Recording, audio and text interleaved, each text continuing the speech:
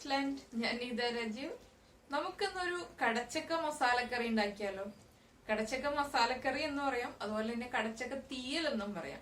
രണ്ട് രീതിയിലും പറയാം. പിന്നെ കടച്ചക്ക വറുത്തരച്ചതെന്ന് പറയാം. ഏത് രീതിയിലുള്ള പേര് വേണമെങ്കിലും നമുക്ക് ഈ കറിയെ വിളിക്കാം. എന്താന്ന് വെച്ചിട്ടുണ്ടെങ്കിൽ ബേസിക് ആയിട്ട് ഇത് വറുത്തരച്ചതുമാണ്. അതുപോലെ തന്നെ നമ്മൾ കുറച്ച് മസാല ചേർക്കുന്നുണ്ട്. എല്ലാ മസാലകളും ചേർക്കുന്നില്ല.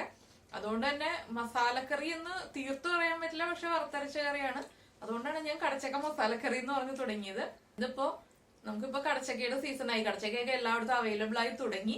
അപ്പോ നമ്മള് കടച്ചക്ക ഉപയോഗിച്ചിട്ട് ഒരു 2-3 റെസിപ്പി ഞാൻ പ്ലാൻ ചെയ്തിട്ടുണ്ട്. അതിലിപ്പോ എളുപ്പത്തിൽ ചെയ്യാൻ പറ്റിയ ഒരു റെസിപ്പി എന്നുള്ള രീതിയിൽ കടച്ചക്ക മെഴുക്കുവരട്ടിയൊക്കെ എളുപ്പമാണ്, ഈ കറി വയ്ക്കുന്നതിനേക്കാളും എളുപ്പമാണ്. പക്ഷെ ഞാൻ പെട്ടെന്ന് പ്ലാൻ ചെയ്ത് ആദ്യം നമുക്കൊന്ന് കടച്ചക്ക കറി ഉണ്ടാക്കാലോ എന്ന് വിചാരിച്ചു. ചോറിന് പറ്റിയൊരു കറിയായിട്ടാണ് നമ്മളിപ്പോ ചെയ്യുന്നത്. പിന്നെ അപ്പത്തിന്റെ ഒക്കെ കൂടെ കഴിച്ചാലും കുഴപ്പമൊന്നുമില്ല കേട്ടോ. അപ്പത്തിന്റെ കൂടെ കഴിക്കാം, ചപ്പാത്തിയുടെ കൂടെ കഴിക്കാം. നല്ല ചൂട് ചോറിന്റെ കൂടെ കഴിക്കുമ്പോഴാണ് ഈ കറിക്ക് നല്ല ടേസ്റ്റ് ഉണ്ടാകുന്നത്. അതുപോലെ തന്നെ കറി നമ്മൾ ഉണ്ടാക്കുമ്പോൾ കുറച്ച് വെള്ളം കൂടുതൽ ചേർത്തിട്ട് ഗ്രേവി റെഡിയാക്കുക. നമ്മുടെ കടച്ചക്കയ്ക്ക് ചെറിയൊരു കൊഴുപ്പുള്ളതുകൊണ്ട് കടച്ചക്ക ഇപ്പൊ നമ്മൾ പൊട്ടറ്റോ ഒക്കെ പോലെയാണ്, ഒന്ന് കുറുകും കറി ഇരുന്ന് കഴിയുമ്പോൾ. അപ്പൊ അതനുസരിച്ചിട്ട് നമ്മൾ കുറച്ച് കൂടുതൽ ഗ്രേവി റെഡിയാക്കുക. അതിനുശേഷം ഒന്ന് കടച്ചക്കയിലേക്ക് നമ്മുടെ ഗ്രേവി എല്ലാം പിടിച്ചതിന് ശേഷം ഫ്ലെയിം ഓഫ് ചെയ്യുമ്പോൾ നമ്മൾ വിചാരിക്കും ഇതിൽ കുറെ ഗ്രേവി ഉണ്ടല്ലോ, ഇത് എന്താ ചെയ്യാന്ന് വിചാരിക്കും. പക്ഷെ അതൊന്ന് ചൂട് മാറി കഴിയുമ്പോൾ കറക്റ്റ് ആയിട്ടുള്ള ഗ്രേവി ആയിട്ട് മാറും. അപ്പൊ അതുകൊണ്ട് തന്നെ ആ ഒരു കാര്യം മാത്രമേ നമ്മൾ ശ്രദ്ധിക്കാനുള്ളൂ. പിന്നെ എന്റെ അടുത്ത് ഇപ്പൊ പലരും കമന്റ്സിൽ ചോദിക്കാറുണ്ട്, നമ്മള് ഫ്രഞ്ച് ഫ്രൈസ് ഉണ്ടാക്കുമ്പോ അതുപോലെ തന്നെ വേറെ 1-2 റെസിപ്പീസിലും ചോദിച്ചു, ഇതിന്റെ കുക്കിംഗ് ടൈം എത്രയാണ്, ഇത് ആദ്യം വെള്ളത്തിലിടണോ അല്ലെങ്കിൽ വെള്ളത്തിൽ എത്ര സമയം ഇട്ട് വെക്കണം, ആദ്യം എത്ര സമയം ഫ്രൈ ചെയ്യണം, പിന്നീട് എത്ര സമയം ഫ്രൈ ചെയ്യണം. അപ്പൊ അതിന്റെ ഞാൻ കുറെ പേർക്ക് ഞാൻ റിപ്ലൈ കൊടുത്തു. ഇത് ഇങ്ങനെയാണെന്ന് പറഞ്ഞിട്ട് ഞാൻ കുറെ പേർക്ക് റിപ്ലൈ കൊടുത്തു. അപ്പൊ അത് ശ്രദ്ധിക്കാത്ത ആളുകൾക്ക് വേണ്ടിയിട്ട് പറയാണ്, വീഡിയോ ഫുള്ളായിട്ട് കണ്ടാൽ മാത്രമേ നമ്മൾ പറയുന്ന കാര്യങ്ങൾ, ഇപ്പൊ നമ്മൾ കുക്ക് ചെയ്തോണ്ടിരിക്കുമ്പോ പറയുന്ന കുക്കിംഗ് ടൈമും ഇത്ര സമയം ഫ്രൈ ചെയ്യുക അല്ലെങ്കിൽ ഇത്ര സമയം വേവിക്കുക, കുക്ക് ചെയ്തെടുക്കുക, വെള്ളത്തിൽ കുക്ക് ചെയ്തെടുക്കുക എന്നുള്ളത് പറയുന്നത് ശ്രദ്ധിച്ചാൽ മാത്രമേ നമുക്ക് കറക്റ്റ് ആയിട്ടുള്ള റെസിപ്പി അത് ഫോളോ ചെയ്തിട്ട് ആ റിസൾട്ട് തന്നെ കിട്ടുള്ളൂ. ഞാൻ ചെയ്തതുപോലെ തന്നെയുള്ള റിസൾട്ട് ആ ഒരു റെസിപ്പിയിൽ കിട്ടുള്ളൂ. അപ്പൊ വീഡിയോ കാണുമ്പോൾ ഫുള്ളായിട്ട് കാണുക. ഇല്ലാന്നുണ്ടെങ്കിൽ കമന്റിൽ ചോദിച്ചു കഴിഞ്ഞിട്ടുണ്ടെങ്കിൽ റിപ്ലൈ ചെയ്യാന്ന് വെച്ചിട്ടുണ്ടെങ്കിൽ നമ്മളിപ്പോ ഒരാൾക്കല്ല റിപ്ലൈ ചെയ്യുന്നത്. അപ്പോ വീഡിയോ കാണാത്ത ആളുകളാണ്, വീഡിയോ ഫുള്ളായിട്ട് കാണുന്നില്ല, ജസ്റ്റ് ഒന്ന് ഓടിച്ചു കാണുന്ന ആളുകളാണ് ഇതുപോലെ ചോദിച്ചുകൊണ്ടിരിക്കുന്നത്. അപ്പോ അതൊന്ന് എല്ലാവരും ശ്രദ്ധിക്കുക. വീഡിയോ ഫുള്ളായിട്ട് കാണാത്ത ആളുകൾ അതൊന്ന് ശ്രദ്ധിക്കുക. എന്താ വെച്ചാൽ ചില കാര്യങ്ങളൊക്കെ നമുക്ക് ഇൻട്രോയിൽ പറയുമ്പോൾ മുഴുവൻ കാര്യങ്ങളും നമ്മൾ പറഞ്ഞൊന്നും തരില്ല. എന്താ വെച്ചാൽ ഒറ്റയടിക്ക് നമുക്ക് എല്ലാ കാര്യങ്ങളും പറഞ്ഞു തരാൻ പറ്റില്ല. അതിപ്പോ ചെയ്തുകൊണ്ടിരിക്കുമ്പോൾ നമ്മളിപ്പോ ചേർക്കുന്ന കാര്യങ്ങളെ കുറിച്ച് നമുക്ക് അപ്പോഴേ കറക്റ്റ് ആയിട്ട് പറയാനും പറ്റുള്ളൂ. അപ്പൊ പറയുന്നതായിരിക്കും കൂടുതൽ നമുക്ക് മനസ്സിലാക്കാൻ എളുപ്പം ഉണ്ടാവുക. അതുകൊണ്ടാണ് ഞാനപ്പോ വീഡിയോ ചെയ്യുമ്പോൾ പല കാര്യങ്ങളും പറയുന്നത്. അപ്പൊ അതൊന്ന് ശ്രദ്ധിച്ചു കഴിഞ്ഞിട്ടുണ്ടെങ്കിൽ നമുക്ക് എല്ലാ റെസിപ്പീസും അതുപോലെ തന്നെ പെർഫെക്റ്റ് ആയിട്ട് ചെയ്തെടുക്കാൻ പറ്റും. അപ്പൊ ഫ്രഞ്ച് ഫ്രൈസിലാണ് കൂടുതൽ പേരും ചോദിച്ചിട്ടുള്ളത്, ഇതെന്താണ്, ഇത് ആദ്യം എത്ര സമയം ഫ്രൈ ചെയ്യണം, രണ്ടാമത് എത്ര സമയം ഫ്രൈ ചെയ്യണം, ആദ്യം എത്ര സമയം വെള്ളത്തിലിട്ട് വെക്കണം, പിന്നെ എത്ര സമയം കുക്ക് ചെയ്യണം. ഇതെല്ലാവരുടെയും ഒരു ഡൗട്ടാണ്. ഡൗട്ട് ചോദിച്ച ആളുകൾക്ക് മനസ്സിലാവാൻ വേണ്ടിയിട്ടാണ് ഞാനത് പറഞ്ഞു തന്നത് കേട്ടോ. അപ്പൊ നമുക്ക് നമ്മുടെ കടച്ചക്ക മസാലക്കറി വളരെ എളുപ്പത്തിൽ റെഡിയാക്കി എടുക്കാം.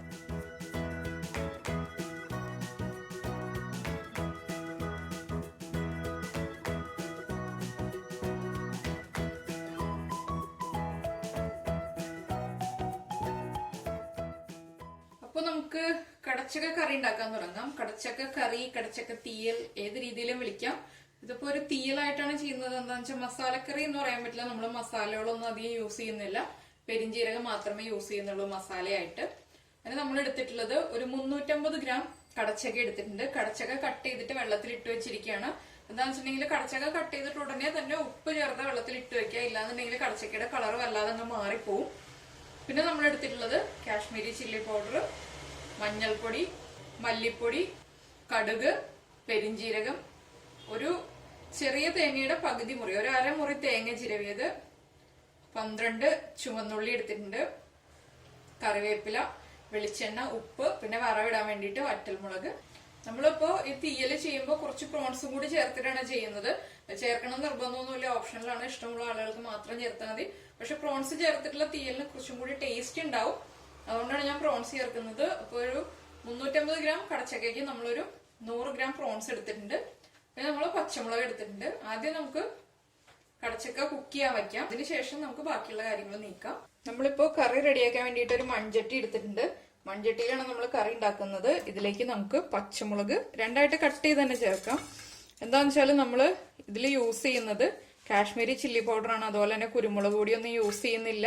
അപ്പോൾ എരിവ് വരുന്നത് മെയിനായിട്ട് നമ്മുടെ പച്ചമുളകിൽ നിന്ന് മാത്രമാണ്. അതുപോലെ തന്നെ നമ്മൾ എടുത്തു വെച്ചിരിക്കുന്ന ഉള്ളി, ഇത് ഉള്ളി എത്ര ചേർത്താലും കറിക്ക് ടേസ്റ്റ് ആണ്. ഇതിപ്പോ സാധാരണ ഉള്ളിയാണ്, വലിയ ഉള്ളിയല്ല. അതുകൊണ്ട് ഞാൻ ഒരു ഉള്ളി രണ്ടായിട്ട് കട്ട് ചെയ്തിട്ട് ചേർക്കാണ്. സാധാരണ ഇപ്പൊ നമുക്ക് കിട്ടുന്ന ചെറിയ ഉള്ളിയാണെങ്കിൽ ഇതുപോലെ ചേർക്കുക. വലിയ ഉള്ളിയാണെന്നുണ്ടെങ്കിൽ ഒരു 4ആയിട്ടോ 5ആയിട്ടോ കട്ട് ചെയ്ത് ചേർക്കുക. ഉള്ളി ചേർക്കുന്നതനുസരിച്ച് നമ്മുടെ കറിയുടെ ടേസ്റ്റ് കൂടും. ഇതിപ്പോ പ്രോൺസ് ചേർക്കാതെ ഈ കറി ചെയ്യാം, പ്രോൺസ് ചേർക്കാതെ ചെയ്യാം. അതുപോലെ തന്നെ പുളി ആവശ്യമുള്ള ആളുകൾക്ക് പുളി ചേർത്തിട്ട് ചെയ്യാം. പുളി എന്ന് വെച്ചാൽ തക്കാളി ചേർത്തിട്ട് ചെയ്യാം. ഞാൻ ചെയ്യുമ്പോൾ പുളി ചേർക്കാറില്ല, പുളി ചേർക്കാതെ തന്നെയാണ് ചെയ്യാറുള്ളത്. ചില തീയലുകൾ മാത്രമേ നമ്മൾ പുളി ചേർത്തിട്ട് ചെയ്യാറുള്ളൂ. ചില തീയലുകൾ വാളൻ പുളി ഒഴിക്കും, ചില തീയലുകളിൽ പുളി ഇല്ലാതെയാണ് ചെയ്യുന്നത്. അത് ഓരോ ഇപ്പൊ കടച്ചക്ക പോലെയുള്ള കാര്യങ്ങൾക്ക് പുളി ചേർക്കുന്നതിനേക്കാൾ നല്ലത് പുളി ഇല്ലാത്തതാണ്. ഇനിയിപ്പോ ഇതിലേക്ക് നമുക്ക് പ്രോൺസ് ചേർക്കാം. ഒരു മീഡിയം വലിപ്പമുള്ള പ്രോൺസ് ആണ് ഞാൻ എടുത്തിട്ടുള്ളത്. വല്ലാതെ ചെറിയതല്ല, അതുപോലെ തന്നെ വല്ലാതെ വലിയ പ്രോൺസ് അല്ല.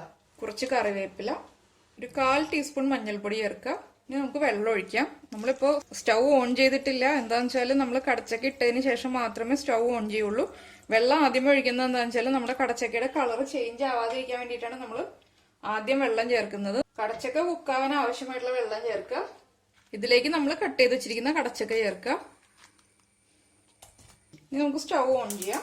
ഇതൊന്ന് തിളച്ച് കഴിഞ്ഞതിന് ശേഷം മീഡിയം ഫ്ലെയിമിൽ വെച്ചിട്ട് കുക്ക് ചെയ്തെടുക്കുക. തിളയ്ക്കുന്നത് വരെ ഹൈ ഫ്ലെയിമിൽ വെക്കുക. തിളച്ചതിന് ശേഷം നമ്മൾ മീഡിയം ഫ്ലെയിമിൽ വെച്ചിട്ട് കുക്ക് ചെയ്യുക. അപ്പോൾ കടച്ചക്ക കുക്കായി വരുന്ന സമയത്ത് നമുക്ക് നമ്മുടെ തേങ്ങ വറുത്തെടുക്കാം. ഇതിപ്പോ കുക്കാവട്ടെ.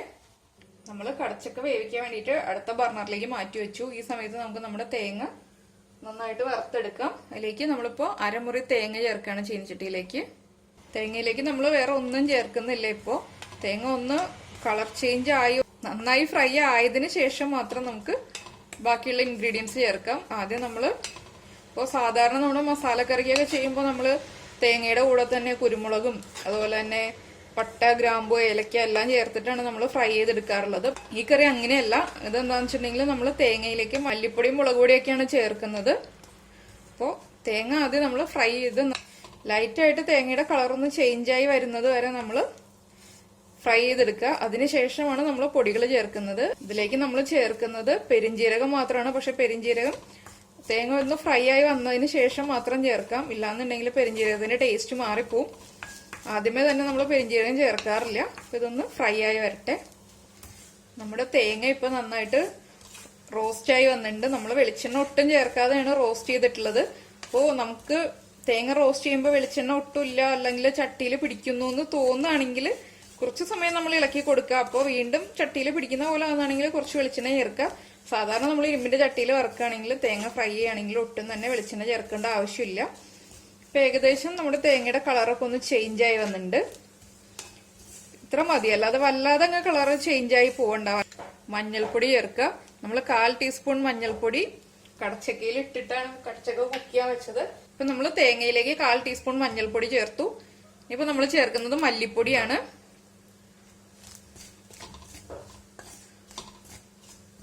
1.5 ടീസ്പൂൺ മല്ലിപ്പൊടിയാണ് കേട്ടോ ഞാനിപ്പോ ചേർത്തിട്ടുള്ളത്. അരമുറി തേങ്ങയ്ക്ക് 1.5 ടീസ്പൂൺ മല്ലിപ്പൊടി, 1/4 ടീസ്പൂൺ മഞ്ഞൾപ്പൊടി. മഞ്ഞൾപ്പൊടി നമ്മൾ കടച്ചക്കയിൽ ചേർത്തിരുന്നു, അതുകൊണ്ട് തന്നെ വീണ്ടും 1/4 ടീസ്പൂൺ ചേർത്താൽ മതി. ഇനിയിപ്പോ നമ്മൾ ചേർക്കാൻ പോകുന്നത് കാശ്മീരി ചില്ലി പൗഡർ ആണ്. നമ്മുടെ കറിക്ക് ഒരു കൊഴുപ്പ് കിട്ടാൻ വേണ്ടിയിട്ടാണ് നമ്മൾ മല്ലിപ്പൊടി ചേർക്കുന്നത്. അപ്പൊ മല്ലിപ്പൊടിയേക്കാൾ കൂടുതലായിട്ട് ഞാൻ എപ്പോഴും ചില്ലി പൗഡർ ചേർക്കാറുണ്ട്. എന്താണെന്ന് വെച്ചിട്ടുണ്ടെങ്കിൽ ചില്ലി പൗഡർ ചേർത്ത് കഴിഞ്ഞിട്ടുണ്ടെങ്കിൽ അധികം എരിവില്ല കാശ്മീരി ചില്ലി പൗഡർ ആയതുകൊണ്ട്. ഇപ്പൊ ഇതൊന്ന് നന്നായിട്ട് റോസ്റ്റ് ആയി വരട്ടെ. ആ ചില്ലി പൗഡറും മല്ലിപ്പൊടിയും ഒന്ന് കുക്കായി വരണം. നമ്മുടെ ചട്ടിക്ക് നല്ല ചൂടുള്ളത് കൊണ്ട് തന്നെ അത് വേഗം തന്നെ കുക്കാവും. ഇനിയിപ്പോ നമുക്ക് ഫ്ലെയിം ഓഫ് ചെയ്യാം. ഫ്ലെയിം ഓഫ് ചെയ്തതിന് ശേഷം നമ്മളൊന്ന് ഇതുപോലെ ഇളക്കി കൊടുത്തോണ്ടിരിക്കുക. ഇല്ലെങ്കിൽ ചട്ടിയിൽ ഇരുന്നിട്ട് തേങ്ങയുടെ കളർ വല്ലാതെ അങ്ങ് ചേഞ്ച് ആവും. അപ്പൊ അതിന് നമ്മൾ സമയം കൊടുക്കരുത്. അതിന് മുന്നേ ഇളക്കി കൊടുക്കുക. ഇല്ലാന്നുണ്ടെങ്കിൽ വേറെ പാത്രത്തിലേക്ക് മാറ്റി വെക്കുക. അപ്പൊ നമ്മൾ കടച്ചക്ക കുക്ക് ചെയ്യാൻ വെച്ചപ്പോൾ കടച്ചക്കയിൽ ഉപ്പ് ചേർത്തിട്ടില്ല. ഉപ്പ് ചേർക്കാതെ തന്നെയാണ് കടച്ചക്ക കുക്ക് ചെയ്യാൻ വെച്ചിട്ടുള്ളത്. അപ്പോൾ കടച്ചക്ക ഒരു പകുതിയിലും കൂടുതൽ കുക്കായി കഴിയുമ്പോഴേ നമ്മൾ ഉപ്പ് ചേർക്കുള്ളൂ. ഇല്ലാന്നുണ്ടെങ്കിൽ കടച്ചക്ക കുക്കായി വരാൻ സമയം എടുക്കും. പിന്നെ കുക്കറിൽ വെച്ചിട്ട് കുക്ക് ചെയ്യേണ്ട ആവശ്യമൊന്നുമില്ല. കടച്ചക്ക വെള്ളത്തിൽ ചട്ടിയിൽ തന്നെ വേഗം തന്നെ വെന്ത് കിട്ടുന്നതാണ്. അപ്പൊ അതുകൊണ്ട് ചട്ടിയിൽ തന്നെ വെച്ച് കുക്ക് ചെയ്താൽ മതി. ചട്ടി ഇല്ലാന്നുണ്ടെങ്കിൽ ഇപ്പൊ നമുക്ക് കയ്യിലുള്ള പാത്രം ഏതാണോ അതിൽ വെച്ചിട്ട് കുക്ക് ചെയ്യാം. ഇനിയിപ്പോ ഇതിന്റെ ചൂട് നന്നായിട്ട് മാറി വരട്ടെ. നമ്മുടെ തേങ്ങയുടെ ചൂടൊന്ന് കുറഞ്ഞു വന്നിട്ടുണ്ട്. ഇതിലേക്ക് നമുക്ക് പെരിഞ്ജീരകം ചേർക്കാം. 1/2 ടീസ്പൂൺ പെരിഞ്ജീരകമാണ് നമ്മൾ ചേർക്കുന്നത്. പെരിഞ്ജീരകത്തിന്റെ ടേസ്റ്റ് ഇഷ്ടമുള്ള ആളുകൾ അതനുസരിച്ചിട്ട് ചേർക്കുക. പെരിഞ്ജീരകം ഇഷ്ടമല്ല എന്നുണ്ടെങ്കിൽ ചേർക്കാതിരിക്കുക, അല്ലാതെ വേറെ ഓപ്ഷൻ ഒന്നും ഇല്ല. നമ്മൾ പെരിഞ്ജീരകം ചേർത്ത് കഴിയുമ്പോൾ നമ്മുടെ കറിക്ക് കുറച്ചും കൂടി ടേസ്റ്റ് ഉണ്ടാവും. അപ്പോൾ പെരിഞ്ജീരകം ചേർത്തിട്ട് തന്നെ മാക്സിമം ചെയ്യാം.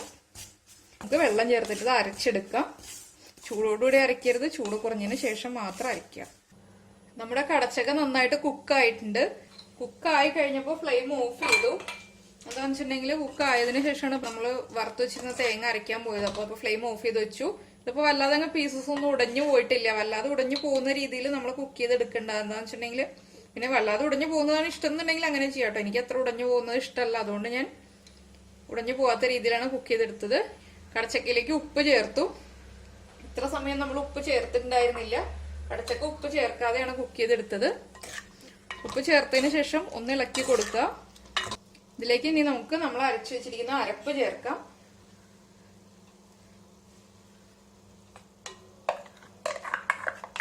നമ്മുടെ മിക്സിയുടെ ജാറിലേക്ക് കുറച്ച് വെള്ളം കൂടി ചേർത്ത് നന്നായിട്ട് ഈ അരപ്പൊന്ന് മിക്സിയുടെ ജാറിൽ നിന്ന് മുഴുവനായിട്ട് എടുക്കുക. ഇനിയിപ്പോ നമുക്ക് എത്ര ഗ്രേവി വേണോ അതനുസരിച്ചിട്ട് നമ്മൾ വെള്ളം ചേർത്ത് കൊടുക്കുക. കടച്ചക്കയിലേക്ക് ആവുമ്പോൾ കുറച്ച് കൂടുതൽ വെള്ളം ചേർത്തിട്ട് നമ്മൾ ഗ്രേവി റെഡിയാക്കുക. എന്താണെന്ന് വെച്ചിട്ടുണ്ടെങ്കിൽ കടച്ചക്കയാണ് ഒന്ന് ചൂട് കുറഞ്ഞു കഴിയുമ്പോൾ കുറുകി പോവും. അതനുസരിച്ചിട്ട് നമ്മൾ വെള്ളം ചേർത്ത് കൊടുക്കുക. എപ്പോഴും നമുക്ക് എത്ര ഗ്രേവിയാണോ വേണ്ടത് അതിനേക്കാൾ കുറച്ച് കൂടുതൽ വെള്ളം ചേർക്കുക. കറി നന്നായിട്ട് ചൂട് മാറി വരുമ്പോൾ വേഗം തന്നെ കുറുകും. കുറച്ചുകൂടി വെള്ളം ചേർക്കാം, ഇതിപ്പോ കുറവാണ്. ഇനിയിപ്പോ നമ്മുടെ ഈ അരപ്പിലുള്ള എരിവും മസാലയും എല്ലാം നമ്മുടെ പെരിഞ്ജീരകത്തിന്റെ ടേസ്റ്റും എല്ലാം നന്നായിട്ട് നമ്മുടെ കടച്ചക്കയിലേക്ക് പിടിച്ചു വരണം. അതനുസരിച്ച് നമ്മൾ വെള്ളം ചേർത്ത് കൊടുക്കുക. കുറച്ച് കൂടുതൽ വെള്ളം എപ്പോഴും കൂടുതലായിട്ട് ചേർക്കുക. കറി ഒന്ന് തിളച്ചു തുടങ്ങുമ്പോൾ നമുക്ക് ഉപ്പൊക്കെ ചെക്ക് ചെയ്യാം. ഉപ്പ് കുറവാണെങ്കിൽ ഉപ്പ് ആഡ് ചെയ്ത് കൊടുക്കാം. നമ്മുടെ കടച്ചക്കയിൽ ഉപ്പ് ഒട്ടും പിടിച്ചിട്ടുണ്ടാവില്ല, നമ്മളിപ്പോൾ ഉപ്പ് ചേർത്തിട്ടേ ഉള്ളൂ. അപ്പോൾ അതനുസരിച്ച് നമ്മൾ ഉപ്പ് ആഡ് ചെയ്ത് കൊടുക്കണം. കടച്ചക്കയിലേക്ക് ഉപ്പ് പിടിക്കാനുള്ളതാണ്. അപ്പോൾ കുറച്ച് ഉപ്പ് കൂടുതൽ ചേർത്ത് കൊടുക്കുക, കടച്ചക്കയിലേക്ക് പിടിക്കുന്നതും കൂടി ചേർത്തിട്ട്. അപ്പോൾ നമ്മുടെ കറി തിളച്ച് തുടങ്ങുന്നുണ്ട്.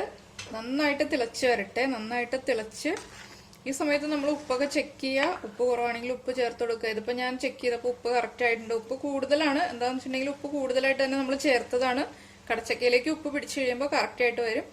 അതുപോലെ തന്നെ എരിവ് ചെക്ക് ചെയ്തപ്പോൾ പച്ചമുളകിന്റെ എരിവ് നന്നായിട്ടുണ്ട്. അപ്പോൾ 3 പച്ചമുളക് കറക്റ്റാണ്. എരിവൊക്കെ നമ്മുടെ ഇഷ്ടത്തിനനുസരിച്ച് നമ്മൾ തീരുമാനിക്കുക എത്ര പച്ചമുളക് വേണം എങ്ങനെയാണെന്നുള്ളത്.